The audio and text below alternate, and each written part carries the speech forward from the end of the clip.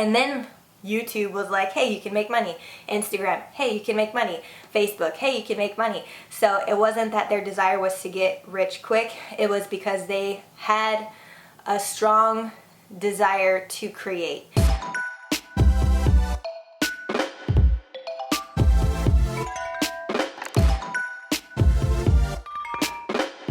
Hello and welcome to another video. I'm Kytia L'amour, and today we're talking about how to get started as a social media influencer. I use influencer because I think the name is kind of odd and that's not how I describe myself. So I wanted to do a little bit of housekeeping first so that if you are thinking of diving into this career, you are not put off by, oh, I'm trying to be an influencer. People aren't going to take me seriously. So the way that I describe my job and what I want you guys to keep in mind during this process is that you are a creator. You are an artist. Whether you're doing a blog or fashion photography or videos, you are a writer. You are someone who can come up with great concepts. You are ultimately in marketing and branding, even if it's just branding and marketing yourself, because you are going to be the one pushing the content out there, letting people know you have a new post, a new video, a new article on how to wear stripes. So you are someone who is maybe an entrepreneur. God does call certain people to work for themselves. It's not for everybody. I wouldn't recommend it because it's difficult and you have to be very driven, and it fluctuates. Your income, your opportunities, your time management, you're constantly having to learn new things, different programs, getting different equipment. So I wouldn't say that this is just like, oh, you're just doing this for fun, or like this is the easy way out. It's actually not. Starting any kind of business, company, brand is difficult. You have to do your research like you guys are doing today, and you have to make sure that this is something you really want to get into. So my main points for this video is to help you discover, is this something that you really even want to do? Because when I first started in around May 2016, so it's almost been 3 years, a lot about my outlook and perspective has changed, because I talked about this before in how social media, being a social media influencer, changed my life. And it had a lot to do with me evolving as a person and figuring out what it was that I wanted to put out there. So I would say even my first 2 years, I was just kind of figuring things out. And that's a normal thing to do as someone who's starting a brand. A lot of brands do that. I watch Shark Tank. I don't know if any of you guys do that. Let me know in the comments if you watch Shark Tank. And there's a lot of people out there, we've never heard of them, but they've been at it for 5 years. And even some of the sharks will say, don't even expect to make any money in the first 2 years, maybe even the first 5 years. So if this is something you're really driven to do, you will do the work diligently to build this up, because you're probably going to be pouring back a lot of the resources you have, and maybe you have a 9-to-5 job and you're trying to make this your full-time job and transition into that. So it's okay to take a while to figure things out. Most brands do. So let's get into some of the tips that I have. So the first thing I want to ask you is, why do you want to do this? If it's for the money, I would say don't do that, because you might get very frustrated when you go and spend years of your time and you don't really see a return. On YouTube and doing blogging and being on Instagram, it's not until recently and within the past few years that people are actually getting paid for doing influencer type things. Advertisers weren't looking at this as a serious option literally until a few years ago. And I've even watched other YouTubers who are really big now. They have millions of subscribers. The first 4 years, they were doing it for fun, just because they wanted to, and putting a lot of their time and resources into it. And then YouTube was like, hey, you can make money. Instagram, hey, you can make money. Facebook, hey, you can make money. So it wasn't that their desire was to get rich quick. It was because they had a strong desire to create and to express themselves artistically, which is, a lot of people who are influencers are very artistic. You kind of have to be, unless you're going to hire people to do that for you. When you're thinking of color schemes, when you're thinking of how to lay out a blog, what template you're going to pick, those are artistic choices. you may write a lot of things, but you're still thinking, what image goes with this, or what kind of graphics do I want to create so that people can find this on Pinterest and want to click on that. So I would say if you are thinking of doing this, if it's for the money, don't do that. But if you just feel like, I really want to be able to add something great to this community and I'm inspired by it, I want to be a part of it, then the next thing is, what are the things that you are very driven and passionate about? Me, I do modeling, I do photography, I do acting, but at the end of the day, my first and foremost core desire is to please the Lord and to tell people about Him. And it took me even a while to figure out that that was what I was meant to do. I remember my mom telling me this, but I was like, who's going on YouTube to try to listen to a Christian talk? I didn't really think that was a thing, but I knew mommy blogs were popping, I knew fashion things were popping, I knew makeup tutorials were popping, but those are also very saturated markets, and I didn't know that. I was just thinking, I'm gonna come up in the search, people are gonna wanna follow me, subscribe to me, it's gonna be awesome, I'm gonna start working with brands, and I kind of had it all backwards. My first priority was, how do I get to a point where I can start working with brands? And that was my goal in the beginning, so that I could have some supplemental income for my family household. My husband is the provider of the household, but I wanted to bring in stuff because I'm used to working. I've been working since I was a teenager. So I'm gonna close this window. Okay. So it was something to do, but it was also something that I wanted to bring in resources for me. But it was because I was looking at it from that standpoint that my perspective was kind of cloudy. I didn't really understand what it was going to take to make things work. After talking to my mom and talking about my drive and what I'm putting out there, she mentioned that I should think about what are things that people ask me a lot about my faith, and a lot of that had to do with my relationship, my marriage.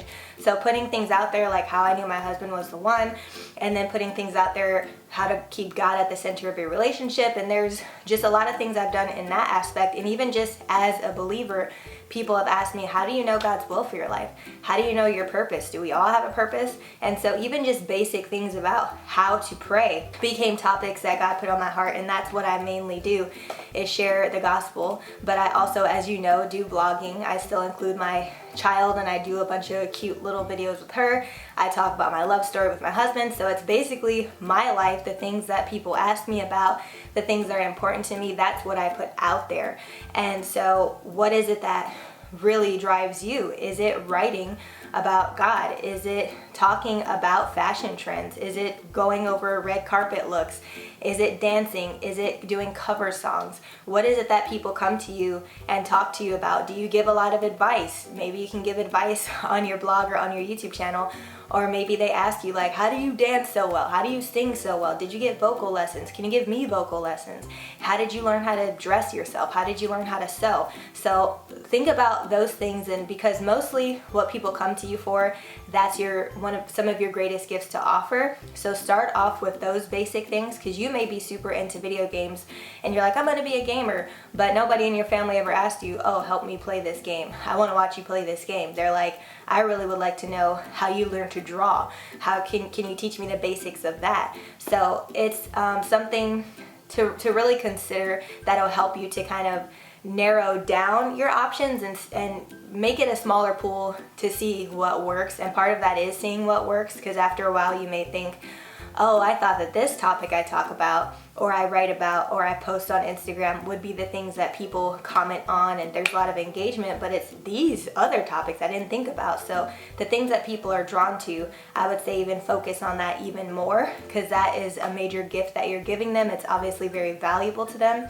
So that is the first thing you should do, is just figure out, why are you doing this? And what are you going to be talking about? Because you don't want to waste your time and put a lot of effort and energy, because this does take hours. Even just a blog post can take 2 hours. Even just a video can take 8 hours, and people don't understand all the time that goes into this.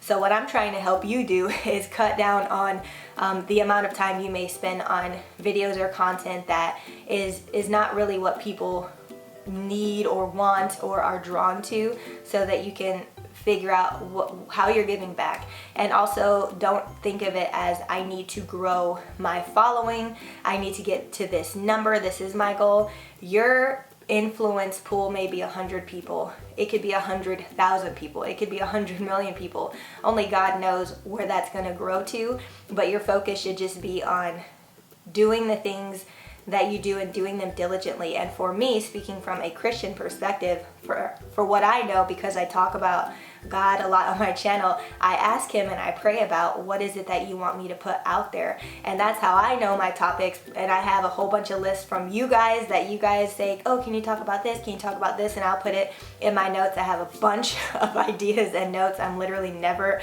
gonna run out of content. I don't think I'm constantly inspired, and I thank you guys for that too. So constantly keeping that in mind so that you're not like, oh, what do I shoot? Like, I have nothing. Maybe I'll go research what search terms are doing well or whatever. Like, no, figure that out ahead of time so that you can constantly be adding to that list. All right, so let's go into the next topic. So speaking of that, that's part of using what you already have is what you're great at, what people ask you about, what advice you give, what tips you do, what tutorials you can do. But another thing is, as far as what you already have, what tools do you already have? So I would not advise at all going out and spending thousands of dollars on equipment that you may or may not need, because you will learn along the way. I'm always having audio problems. I need to hurry up and get a new microphone. Or my computer keeps glitching. I need to save up for a new laptop. So this, and part of this is, this may be something you try out and you find out it's just not for you, and that's okay. But you don't want to say, I spent $3,000 on all this stuff thinking that I was gonna love this, and I just really don't. And now I had to figure out, what do I do? Do I return this stuff? Do I give it away? Do I try to sell it? You don't want to be stuck with things. So for me, because I was already into photography, I wanted to be able to make videos on my camera years ago. Like, I want to say like 6 or 7 years ago, I got the camera as a birthday gift that you are watching me on right now. And it was that and my computer. And those were like the tools that I had. I had a camera and I had a computer that me and my husband both used to do work on and to edit. So having editing software was also important to buy, because I wanted to be able to use that and make cool videos and have cool transitions. But there are, basically on any computer you get, there are already editing software on there, like iMovie, or I forget what's on like PC versions, but definitely iMovie for the Mac users out there. So just using what you already have. Plenty of people started off on iMovie. Plenty of people start off even just using their camera phone. I talked to someone and she was saying, I don't really have enough to invest into a camera and a ring light and all that. And I was like, just, do you have an iPhone? You could use that. Like, it has amazing audio, it has wonderful video. Just sit in great lighting by your window or something, and then go ahead and start recording stuff. And she started doing hair tutorials, and some of her stuff did really, really well. And I was like, you did it. And she's like, thank you. You were the final push that I needed to actually get started. So a lot of you may be waiting, I need the right money so that I can get this, so that I can get that. But really, you can film, edit, all of that on your smartphone. And then if you're writing and you're blogging, taking pictures with your smartphone, if it's like fashion and stuff. And fortunately now we have cool stuff like portrait mode, and it looks all fancy and stuff. And then you can go and get free templates on different websites. I use WordPress for all of my websites. I have 3 websites, and I just pay for the fees every year. And I like their templates and how they're very user friendly. So that's one of the things that helps me, is when I started, I want to say over 10 years ago, blogging, and I was doing interviews of different artists. I was sharing about my walk with God, and that was kind of the beginning of all of this. It started off very humble beginnings, and it took a while for me to realize that I needed to keep pursuing that. So yeah, start with what you already have, and that's going to take a lot of pressure off of you trying to be like, I got to do big things and it has to look like this person's, and I have to make my set look just like them. It's okay to be inspired by other people, but you don't have to copy them completely. You should figure out what kind of works for you.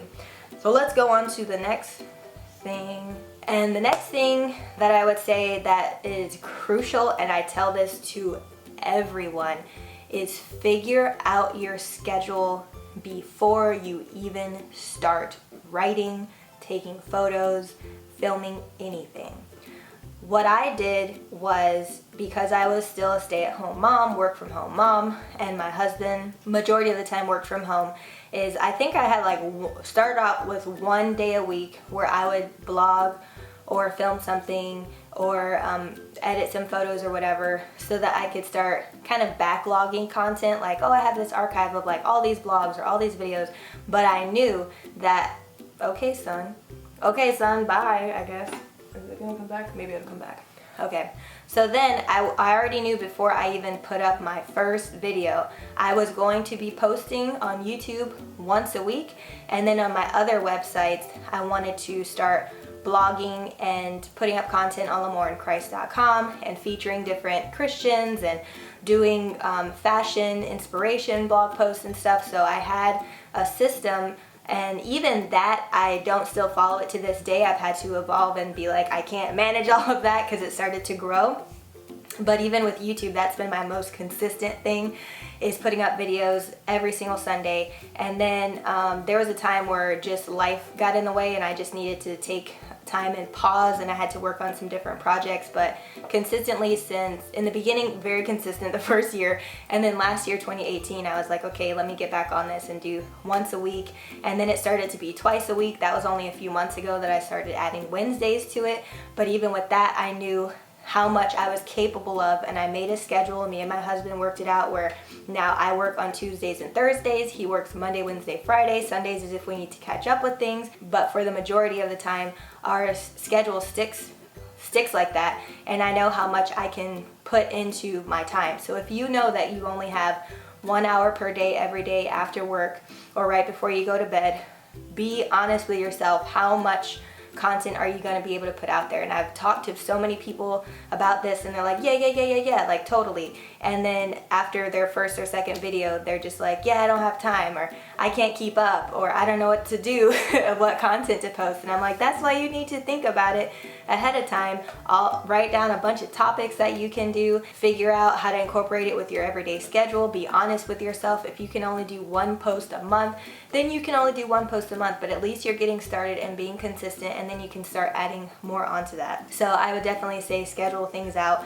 ahead of time before you even start putting your brand out there and saying, oh, coming soon, because you don't want to be coming soon for like 2 years. You want it to be coming soon, this date, and then I'm going to be posting every single Sunday or every Wednesday or Tuesdays and Thursdays, depending on how much time that you have on your hands. So those are things that apply to blogging or doing YouTube or doing social media on Instagram and Facebook. But something that kind of applies only to Instagram, I guess, for now, as a whole, is if you want cohesion and you want like a theme in your feed, it does make a difference. I know some people say like, it doesn't make a difference, just post whatever you want to, but I'm telling you, people really like to follow and to see things come up in their feed that they know is you. Like, they always use baby pink in their stuff. Mustard yellow is always their thing. They like blue and green. Or even if there's a specific filter that you use from ViscoCam or stuff that's already on your iPhone or stuff from like a third-party software, so you can figure out, I love these colors. Or you may even notice, like, I'm always doing black and white stuff. Or even for me, I noticed recently like blue and yellow art seem to be a thing, or like blue and green, and sometimes pink, but mostly like blue and green seem to pop up a lot for some reason. I never would have thought that, but I started to kind of just see my trend of what I was doing, and then like, oh, maybe I'll start to purposely do that so that it all looks cohesive, or put a quote in there. I think every fifth picture on my Instagram is like a quote. So maybe you're only doing quotes, but you want to know, like, is there a certain font that you like? Is there a certain color scheme? Is there a certain way you want to lay things out where your brand shows up and it has a watermark on it? Or maybe all of your things have like a specific border or a certain shape. They're all long, they're all square, they're all tall. So start thinking about those things as well for your stuff, because it kind of sets you apart from just the everyday Instagram poster to someone who's like doing this for a reason and kind of building a following and wanting brands to kind of start looking at them and seeing, oh, their stuff is very well thought out, they're putting a lot of time into it, and so like we're kind of keeping our eye out on that instead of just random stuff thrown all over your feed. And this kind of applies to everything. So whether it's just social media on Instagram, if it's YouTube, if it's a blog post, what did I say? Yes, okay. So notes, like I always have notes, whether it's I'm shooting a video and referencing things, or I'm like, oh yeah, this would be a great idea, let me write it down. So notes are really great to remember ideas, and sometimes this will happen where you're like, in the shower and you get a great idea and you're like, I gotta remember this for later. Or you're in bed and you're like, oh, I was just falling asleep and this great idea came. Let me come write this down, because you probably are gonna forget it. So notes help out with scheduling. Like I have for my work day, I'll say, okay, Thursday, work day, I'm shooting these 2 videos. I need to get back to this email. I need to edit these photos, and then I need to send off this thing through Dropbox or something. So, because otherwise, I mean, it's just so much stuff you're gonna forget. Even if you're not married and you don't have a kid, you probably have a job or school or something that's gonna distract you and make it hard for you to set out and know each and every day what it is that you're doing. So maybe you're scheduling it out in your calendar on your phone, or using some kind of amazing app, or like I said, for me, I just write notes so that I know what is my task for that day, so I can get everything done. And I put it in order of priority, so that just in case something doesn't get done and it slips through, I can say, okay, next work day, I can do that if I have time. So yeah, scheduling things out and having notes is very, very importante. Please do that. So some of you have asked me about what apps and software that I use to edit and do different things, like my thumbnail pictures and stuff. There's a lot of apps that I've seen other people use, and I'm like, oh, that's how they get the words to come up like this on the video, or that's how they get to edit their stuff on their phone and remove like random stuff in the background, or that's how they do this. So there's a few that I've already been working with and a few that I have learned. So 2 of them are Photoshop and Final Cut. Photoshop I use for editing images, obviously, and Final Cut Pro is for editing videos. I've been using Final Cut since college days, so back in like 2005, 2006. So I like that program. I have that program, so I use that, but I have worked with iMovie in the past too, and there are some editing softwares on your phone, but those are the 2 that I use. But if you're just starting off, there is InShot. That is a video program. Well, you can edit photos, you can change the contrast, you can put text on it, you can add videos, you can put in music that they have, like royalty-free music basically, that they let you use within the app. So that's a really cool one that I actually found out from another person on Instagram. And then Canva is, somebody in person told me about Canva. It's basically like a Photoshop but online, and you can put in pictures, make a collage, add titles, add shapes, add graphics, and for the most part it's free. Most of these ones that I mentioned, as far as like apps like InShot, Canva, and other stuff, they're free to a certain degree. Like if you want to start doing premium stuff, then you gotta start paying, but all the stuff that you need to do, you can do on there. And then the other one is Photoshop Fix. It's basically a free app version of Photoshop, so you can change the contrast, you can fix blemishes if you have a huge pimple, like I've had to do that before. You can change and make things disappear in the background if you're like, what is that pole there? It's getting in the way. So there's a few things that you can do with that, but I would say it's easier to use for people who are familiar with Photoshop already. So it's a learning curve if you have never used it before. And then there's Dropbox. So Dropbox is an app, or you can actually go online. It stores photos and videos. So if you're like, here's a folder that I made, here's pictures from this photo shoot, I want to send it to someone, but it's not going to fit in an email. I'd have to send like 10 emails, but I can put it on Dropbox. You can share a folder with someone and say, here's a link to these files that you need, here you go, and then they can download them. So that's really convenient. I've actually just used it even to send stuff to myself. Like I'm on the computer, let me put this on a folder on Dropbox, and then on my phone, I go into the app and I can access all those so I can use it for Instagram and stuff. And then Buffer is it is a app you can use on your phone or on their website, where you can schedule out posts. So if you're like, I post once a week, but I want to get everything done the first week of the month, like I'm going to schedule all of these posts out, but they will go live basically on Facebook, Instagram, Twitter, and it'll go live on a certain date, and then I can put links in it. I can do basically everything that I need to do and then have it scheduled out, so I'm not sitting there like, gotta post this, gotta share this. So that was really helpful to me. It's very useful.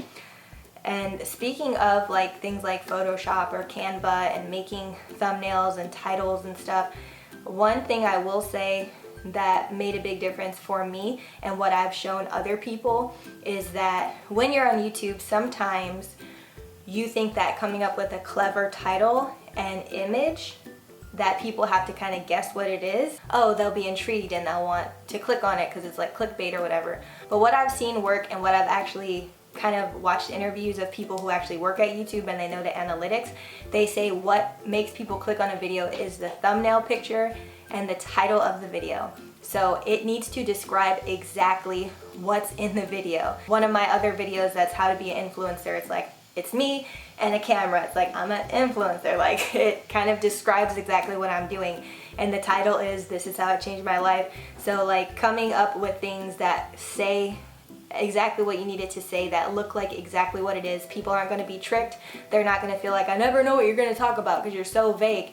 Be very specific in those things, and that goes with blogging too, because sometimes you'll have the featured image and you want it to look like, oh, my makeup items that I use every day, and it's like you holding your makeup or something. So make it look like what it is, and that's going to get people to click on it because they know like, oh, I care about that topic, let me go click on that, versus I don't even know what it is, like I'm not even going to click on it because I don't care. So don't make that mistake that a lot of other people have made too. So I have a few final thoughts as well. Give it time to build momentum. Like, it may take you months, it may take you years to even figure out if you want to do this, but also to figure out what is it that you're doing with these platforms. Like, what is the purpose of this? And like I mentioned, I'm a Christian, so some of you guys may be new here, but I'm a Christian, and so for me, it's about glorifying God and talking about the things He needs me to talk about. And I know that as I obey Him, obviously that's the greatest reward, is knowing and having peace that I'm doing what He's called me to do. But even if you're not, but you want to do this career and figure it out, give it time to kind of evolve and understand what works, what doesn't work. You may end up changing what day you post. You may end up, I was gonna do it 3 times a week, but I just can't keep up with that, so I'm doing it once a week. Or like, I'm gonna start adding more things onto it, and I'm gonna put it on my website. I'm gonna make sure that I hire someone who does social media, who posts for me. So some things you just figure out over time, and it's fine to keep learning. You should keep learning and figuring it out, but it doesn't mean that you're doing anything wrong. It just means that this is a career that's kind of fairly new. Everybody's still trying to figure it out. The algorithm is changing like every other month.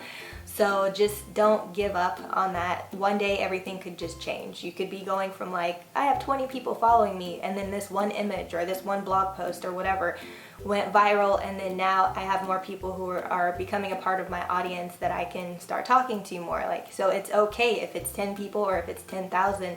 Just do it because you really love doing it, and it's something that is helping other people, and they're gaining some wisdom or advice or learning how to do something or getting encouragement or something from that. So I hope all of that made sense. I hope you guys learned something today. If you did, leave me a comment, and if you have other questions, leave me a comment. In my next installment of this series about being a social media influencer, I will be going into detail about the tools that I use. So I did mention Dropbox and Canva, Photoshop.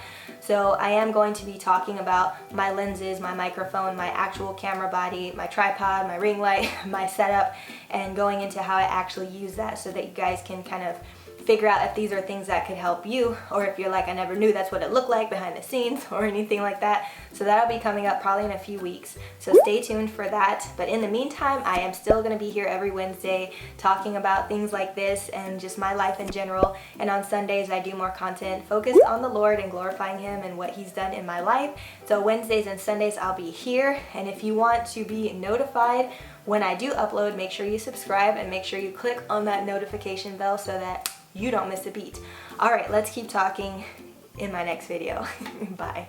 1, 2, 3, 4, 5. Okay, are you focused on me? No.